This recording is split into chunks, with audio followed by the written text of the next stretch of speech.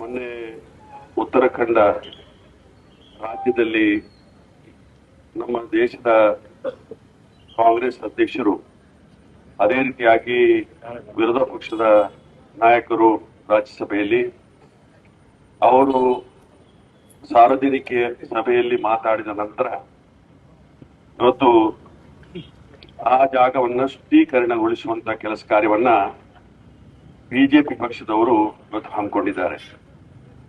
ಹಚ್ಚಿರಂಶ ಈ ದೇಶದ 140 ಕೋಟಿ ಜನ ಕೂಡ ತಲೆ ತಗ್ಗಿಸುವಂತ ಒಂದು ಕೆಲಸ ಕಾರ್ಯವನ್ನ ಇವತ್ತು ಬಿಜೆಪಿ ಪಕ್ಷವರು ನಡೆಸಿದ್ದಾರೆ ಅಂತ ಹೇಳಿದ್ರೆ ತಪ್ಪಾಗ್ಲಿಕ್ಕಿಲ್ಲ.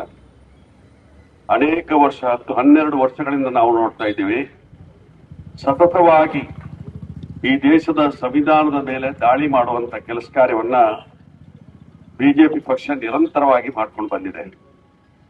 ಇತ್ತೀಚಿನ ದಿವಸಗಳನ್ನೇ ನಾವು ತೆಗೆದು ನೋಡಿದ್ರು ಕೂಡ ಏನು SIR ನ ಹೆಸರಿನಲ್ಲಿ ಬಡವರು ಯಾರಿದ್ದಾರೆ, ಪರಿಶಿಷ್ಟ ಜಾತಿ ಪರಿಶಿಷ್ಟ ವರ್ಗದವರು ಯಾರಿದ್ದಾರೆ, ಅಲ್ಪಸಂಖ್ಯಾತರು ಯಾರಿದ್ದಾರೆ, ಯಾರು ಅಮಾಯಕರಿದ್ದಾರೆ, ವಲಸೆ ಕಾರ್ಮಿಕರಿದ್ದಾರೆ, ಅವರ ಓಟುಗಳನ್ನು ಕಿತ್ತು ಹಾಕುವುದರ ಮುಖಾಂತರ ಇವತ್ತು ಅವರ ಎಜೆಂಡವನ್ನ ಸ್ಥಾಪನೆ ಮಾಡ್ಲಿಕ್ಕೆ ಹೊರಟಿದ್ದಾರೆ.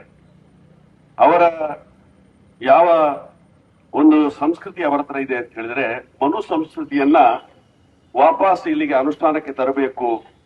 ಈ ದೇಶ ಡಾಕ್ಟರ್ ಬಾಬಾ ಸಾಹೇಬ್ ಅಂಬೇಡ್ಕರ್ ಕೊಟ್ಟಂತ ಸಂವಿಧಾನವನ್ನು ನಾವು ಒಪ್ಪುವುದಿಲ್ಲ, ಮನುಸ್ಮೃತಿಯನ್ನ ತರಬೇಕು ಅನ್ನುವಂತ ರೀತಿ ಪ್ರಯತ್ನವನ್ನು ನಡೆಸ್ತಾ ಇದ್ದಾರೆ.